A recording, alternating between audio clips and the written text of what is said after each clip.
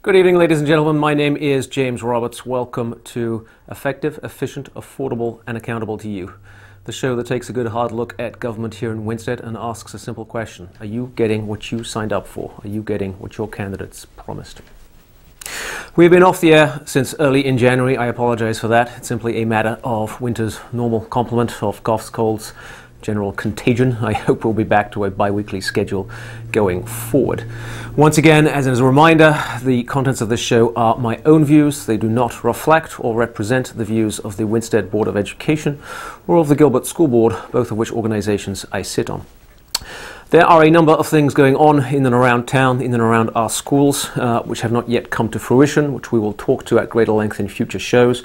I'll make quick reference to them here this evening, but we won't spend a lot of time on them. Firstly, Gilbert is continuing to explore the possibility of bringing in a boarding school for international students as a means of subsidizing its future high school operations here in town. An exciting, out-of-the-box type thought process, but complicated, and there's a ways to go there. At the same time, Winchester continues to explore its possibilities with respect to investing in its services by freeing up money and closing a school building. Again, an exercise that's not without its complexities, but one whose analysis I think is coming to a close. The Winchester financial staff is well on the way to formulating a new form of reporting information, which will allow both the board and the general public real-time sense of what is happening with our finances, give us a real sense both for where we are versus budget and where we expect to be at the end of the year versus budget in a fashion that is accurate and comprehensible and makes sense and is useful to us all. That will be a big step forward. The accountants are plugging away on the 10-11 audit. The last that we heard was that they expected to issue that audit by the end of this month. And finally, the state are plugging away with their investigation of the issues raised in the 9-10 audit. And again, we expect a response from the state on behalf of the feds sometime in this month also. Those issues, as I say, will all merit more discussion going forward. The topics that I would like to discuss this evening include briefly budgets both generally and the school budgets in particular, the vexed issue of the $1.3 million needed to get the schools to the MBR, the question as to whether the town of Winchester has any capacity to borrow any money at this point in time, and lastly, if we have time, the long-term impacts of changing values in our property base, our tax base on our community.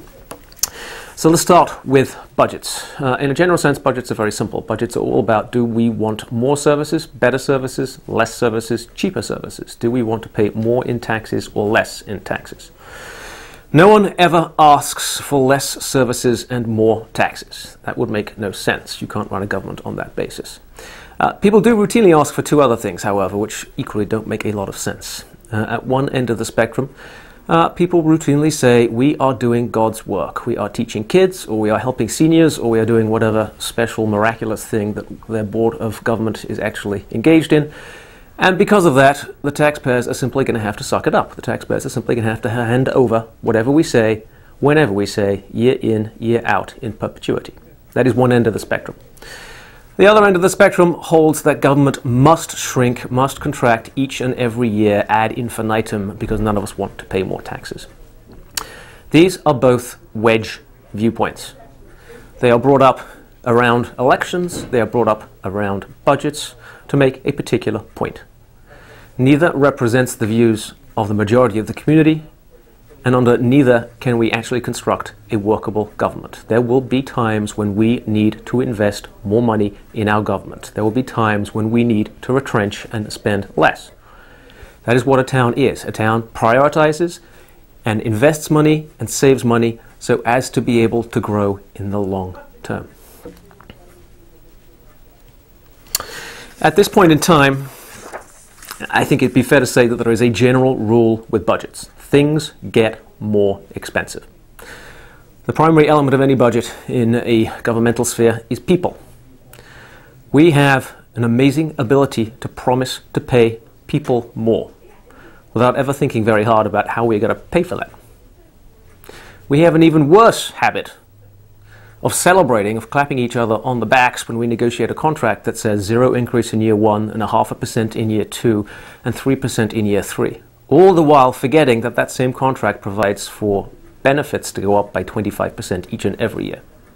That is not sustainable. We have to look at this subject hard. The other reason that things get more expensive is that both government and the governed have this uncanny knack of discovering deficiencies in the services that they provide and in dreaming up an ever broader, more expensive range of services that must be provided. People are expensive and get more expensive each year. Services tend to expand. For this reason, things get more expensive, and this is the essential challenge of budgets. Now, based upon things getting more expensive, that can either be paid for by handing the bill over to the taxpayers, asking for more money every year, or by looking for savings and cost cutting within the budget to fund those investments. There are situations where it makes sense to ask the taxpayer for more money. There are communities which are growing, in which the number of taxpayers is increasing, in which the amount of the grand list is increasing, so that it is possible for those communities to actually raise more money without increasing any individual's tax bill. That is not the case in Winchester. Our population is static. Our population of income earners is declining. Our population of seniors on fixed incomes is increasing. Our grand list is declining. We are not a growing community. The second community, or the second situation in which it makes sense to simply pass the bill along to taxpayers, is when there is a broad, clearly understood consensus amongst the community that this investment must be made. When there is a broad understanding of where the dollars will go, there is a broad confidence that those dollars will be spent wisely and not wasted, and there is a broad confidence that the right result will be achieved.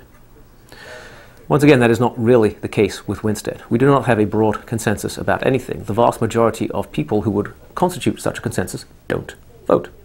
They have no participation whatsoever. And of those that remain, at least half, I shouldn't say that, of those that remain, a significant portion have no faith whatsoever in government and its ability to spend money wisely. Absent those two considerations, a growing community, or a community with a clear sense of mission, zero increase budgets may be the norm. They may be the only effective means of getting any form of budget passed. So where do we stand right now with respect to Winstead and the Winstead schools? Gilbert has issued its first draft of a budget. It was prepared by the Gilbert superintendent and presented to the Gilbert board, which has had a first look at it. Winchester has not yet produced its first draft budget, although the superintendent has given us a pretty clear sense for the main priorities that it embodies. Both superintendents have gone some way towards recognizing that not every dollar of additional need can be passed along to the taxpayers. Both superintendents have said, I would like to spend more dollars on the following things, and I have identified the following areas where we can cut costs, where we can cut services to partially pay for that. And that is clearly a step in the right direction. The question for you, the electorate, will be, have they gone far enough? Have they reached too far in terms of what additional money they would like to spend? Have they not reached far enough in terms of finding ways inside their budgets to pay for that? If we look at the Gilbert budget, it is essentially driven by a small number of line items. The net increase in funding under the proposed budget, and again this is just an initial proposal, is approximately $365,000. That is made up of $210,000 in contractual salary and benefit increases for existing staff. This is simply the albatross today of our promises in the past. The same thing we'll find in the Winchester budget, both town side and school side. We have made promises in the past which we must now pay. And in the case of Gilbert, that represents about $210,000 in past promises that we have to pay this coming year. On top of that, there's approximately $80,000 for 1.5 new teachers. That's a half-time physics teacher and a full-time reading teacher. And we'll come back to why those are required. That takes us to $290,000 total. On top of that, there is a proposed half-time superintendent at $75,000. There is a proposal to pick up half the cost of a full-time curriculum coordinator for approximately $55,000. And there's a miscellany of investments in systems and summer schools and supplies, etc.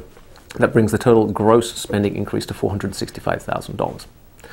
Set against that are cuts and cost savings of approximately 100, so you end up with a net figure of 365 as Gilbert's first blush proposal. Now, taking a look at those numbers, my own personal view is that the 1.5 new teachers are absolutely essential.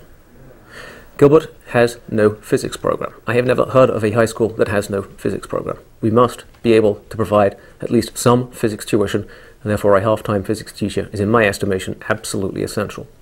The school is in active dialogue with the community college to determine whether the same or a similar service can be procured through the college at a cheaper cost, but one way or another, this is something we have to do. The other new teacher, a full-time teacher, is a reading teacher, and this is in direct response to the fact that we have kids in Gilbert who aren't reading so well.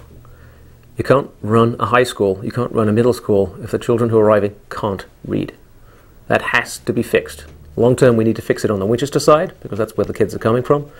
But on an immediate sense, Gilbert has to be able to teach these kids to read so that they can teach them middle school skills and high school skills. These two positions, these two portions of the budget need to happen. The question on the Gilbert side, for me at least, is this the time to invest substantially in additional administration? Do we really need a half-time superintendent, a principal, 2 vice principals, and half of a curriculum coordinator to manage a single school of 550 children? Now, the Gilbert superintendent and the Gilbert trustees would tell you that this level of investment will result in a better service. It will result in a better educational outcome.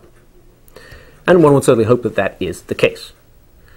But nevertheless, the question still there, is now the time to be investing in administration? Is that the highest priority for our dollars at this point in time? I, for one, am skeptical as to how strong a case can be made for that, as to whether the public, you, the voters, can be persuaded that that is the highest and best use of tax dollars. On the Winchester side, again, we have no full budget, and so some of what I'm going to tell you is rank speculation on my part. But we do have some pretty clear ideas from the superintendent what his priorities are. They include freeing up some $320,000 in cost savings through a combination of early retirements and headcount elimination. Obviously no certainty at this point as to whether people will take early retirement, but the board did approve a package which certainly has some merit to it for both teachers and non-teaching staff. The expectation is that those $320,000 worth of cost savings, hopefully that they are realized, will be used to partially finance some $360,000 of incremental staff. Primarily teachers on the, again, reading side and teachers on the technology side. I think as we've seen from the Gilbert discussion, reading remains a problem in the lower grades. And at the very least, some new approach to that is required, and that may well constitute additional headcount. And so at first blush, this again seems a sensible approach. Cut costs in order to reinvest in better alternative ways of improving our educational service. Now, on top of that $360,000 of new investment, there will be, as with Gilbert, contractual promises with respect to both salaries and benefits for the entire staff. I do not have a figure for that. I would guess off the top of my head somewhere between $200,000 and $400,000, but that is, I must emphasize, just a guess off the top of my head. No one has actually put a number on that as of this point in time. It should be noted that at this point at least, no decision has been made around the possibility or likelihood of closing a school, and so I do not expect at this point at least that any cost benefits from a school closing will be included in the budget. Obviously that is one potential way of funding some of these initiatives or other initiatives, and opinion varies widely as to how much money can be saved from closing a school. My own estimation is it's somewhere north of $300,000. I know some people have a bigger number in mind and some people have a lower number in mind. But what I think is amply clear is that there is money that could be saved, that could pay for additional incremental investment if that were the voters' desire. That is the state of play as it currently stands. The reason I bring this up is twofold. Number one, obviously the public needs to begin to formulate a view, a consensus view, as to what it wants out of this budget. Again, where we started. More service, less tax. What exactly do you want? Now, I have a point of view. Not that my point of view is particularly relevant. It's not my budget, it is your budget. My point of view in the Board of Education is a minority point of view. I have just one vote. My point of view is that we need on the school side to come in pretty much on top of the MBR, which is essentially a 0% plus or minus. That is based both on the ability of this community to withstand tax increases at the current time, the willingness of this community to withstand tax increases at the current time, and the simple fact of the matter that the school community as a whole is not necessarily the flavor of the month with the taxpayers of this community. We need to establish a track record, a real track record of being responsible with the community's money before, in my estimation, we have any legitimate expectation of asking for more. That's just one man's view. And frankly, I would like to have my version of the budget overturned in every respect if that happens in the context of a huge, huge turnover. I would far rather lose every budget argument there is in the context of a huge turnout than win every argument in the context of a small turnout. Because the outcome of this budget is not the real name of the game here. The outcome, well, the true goal of this community has to be a broader level of participation. I'm not talking about any Pollyanna-ish scheme of everyone showing up to a town meeting and singing Kumbaya. I'm simply talking about a growing number of people becoming intellectually invested in this process. If more people vote for a budget or for a set of elected officials, if more people hold those officials' feet to the fire, if more people are invested in the outcome, if more people are willing to invest in the successes and or hold those elected officials accountable for the failures, then we will have long-term a much more sustainable community. Again, I have a view as to what makes sense from a budgeting perspective. My view is not terribly relevant. It's your budget. But what I want more than anything else is for more of you to vote than has historically been the case. This is your community, and you need to begin to be involved. Not to run for office, not to show up at every meeting, but to take ownership over the big choices that are made in your name. Which brings us to school funding and the $1 million free. Finally, the Board of Selectmen have come up with a breakdown as to how they intend to fund the $1.3 million. The majority, $735,000, will come from the monies that you directed at referendum to go to the fund balance. The balance will come from defunding most of the programs here in town, with a slug approximately $200,000 being found money from the pilot tax reimbursement scheme. There are questions here. Number one, is it wise to gut the fund balance? Our accountants have said it's too low. Our credit agencies have said it's too low. We at present do not have sufficient fund balance to make it over the Christmas period. We have had, certainly for the last 2 years, perhaps even the last 3 years, to resort to interest-free loans from Gilbert, our largest creditor, just to get over the Christmas period. Gutting the fund balance is not an acceptable solution. No one voted at referendum or at the last election to defund all of the town's services. No one ran on that basis, no one voted for that. In addition to the $200,000 of pilot tax reimbursements that was not in the budget, there's also some $320,000 of school construction reimbursement that was not in the budget.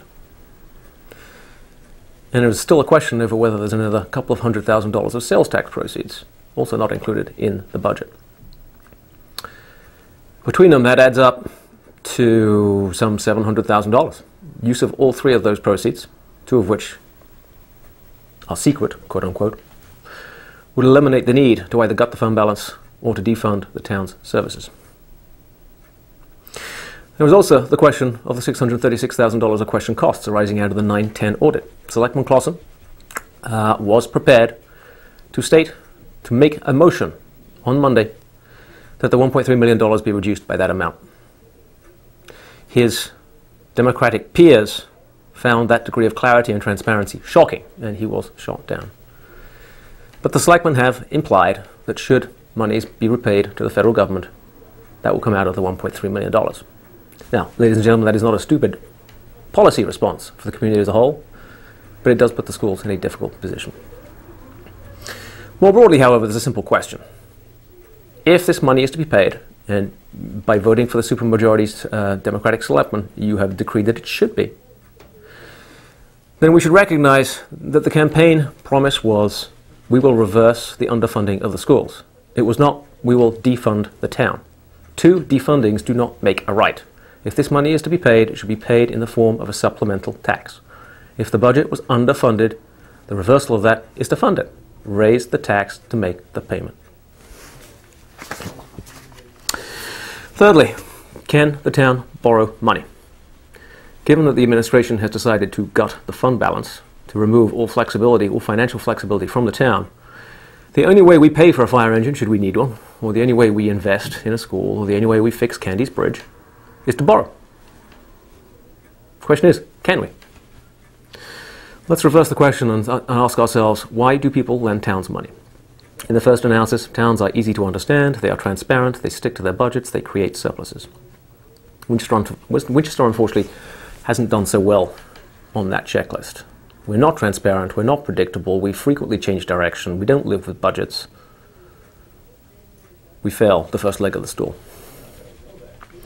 Lenders, secondly, look at the town's ability to raise taxes. The argument goes, if a town can and will raise taxes at will, that's a pretty good organization to lend money to. The civic leadership of Winchester refuses to raise taxes. It has become a phobia. We've just looked at the situation with the $1.3 million for the schools. That should be a supplemental tax. The civic leadership lacks the will to make that decision. And in truth, it's not clear whether the community can pay those taxes. Our grand list is declining. Our wealth is declining. Our faith in government and our willingness to pay taxes is declining. I have not yet seen the tax collection data for January, but I would not be surprised if the number has gone down. But all is not lost. Lenders also look to the fund balance, the town's savings account. They make the argument that towns are required, or at least encouraged, by their accountants and credit agencies to maintain large sums of cash on hand. Winchester does not maintain large sums of cash on hand. It has just decided, once again, to gut the fund balance. In the final analysis, lenders say, all we care about is that towns have stuff. They have lots and lots and lots of stuff. They have buildings and land and fire trucks and police trucks and equipment. They have all sorts of stuff that, if the worst comes to the worst, can be sold and our loans will be repaid. And lenders are not too worried about converting that stuff into cash, as long as the cash stays in the lockbox and as long as the cash equals the value of the stuff that is sold. Now, Winchester, yeah, we have stuff. We got land, we got a water company, we have tax liens, we have all sorts of stuff. But our civic leadership has shown an embarrassing desire to give away that stuff, to give away that value to friends and family, and to convert it not into cash, but into nothing at all. Assets which are a creditor's final source of repayment, we are profligate with. So once again, why do people lend to towns? They're transparent, they stick to budgets, they create surpluses, they have generous fund balances, they raise taxes, and they have lots of stuff. Winchester is not transparent, it does not stick to budget, it does not have a fund balance of any significance, it does not raise taxes, it is declining in size and wealth, and it shows an embarrassing desire to give away its stuff for free. I don't think we could raise a brass nickel. Brings me to the last point. What is the long-term impact of changes in the valuation of our town's grand list? In the past, as you know, downtown values have declined, values in the outlying areas have gone up. This is a reval year. I fully expect the decline in downtown valuations to accelerate sharply, and for the value in the outlying areas to be flat, possibly even down. This has two simple impacts. Number one, the overall grand list will go down. That means our town is contracting. Our ability to raise taxes is contracting. Our ability to borrow money for anything, whether it's our schools, whether it's for Candy's Bridge, whether it's for Mike's buildings and his tax liens, we can't do it. But there's a second, more pernicious impact. Because as the downtown reduces in value, faster than the outlying area reduces in value, tax burden is shifted from the downtown to the outlying area. What that means in tough times, when a zero budget, when a zero tax increase is the desired outcome for people generally, people in the outlying areas will nevertheless pay more taxes. Even a zero increase budget doesn't prevent the outlying areas from paying more. And we started this evening's show with a paramount need to increase involvement, to have people invested, emotionally invested in the process of politics, the process of budgeting, in the process of electioneering in this town. And we said the central premise was, if people are involved, they don't necessarily have to agree, but if they're involved, they will focus on the process, they will focus on the results, and they will hold government accountable. This shift of tax liability from the downtown onto the shoulders of those in the outside areas is alienating those most able to financially invest in the town. And that is why, at the end of the day, the two twin messages, three messages if you like, have to be: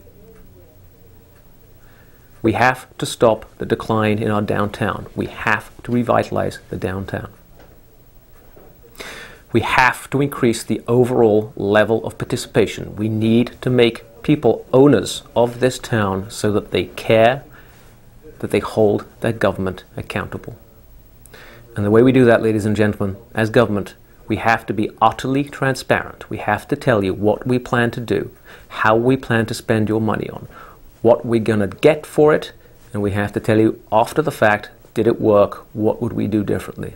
Because only by doing that can we revitalize our downtown. Only by doing that can we earn your trust. Only by doing that can we have government that is effective, efficient, affordable, and accountable to you. Thank you, ladies and gentlemen.